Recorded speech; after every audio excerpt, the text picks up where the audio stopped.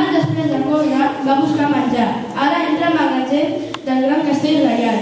Els soldats que vigilen han sortit corrents i el rei convoca una assemblea urgent. No pot ser que el drac s'empassi tots els béns reials. Cal que aquí col·labori tot el poble ras.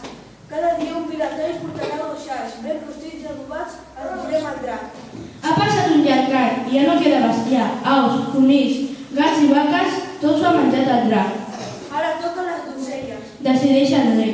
Un sorteig decideix quina és. La princesa, que és la donzella, ha sortit primer. Mala sort.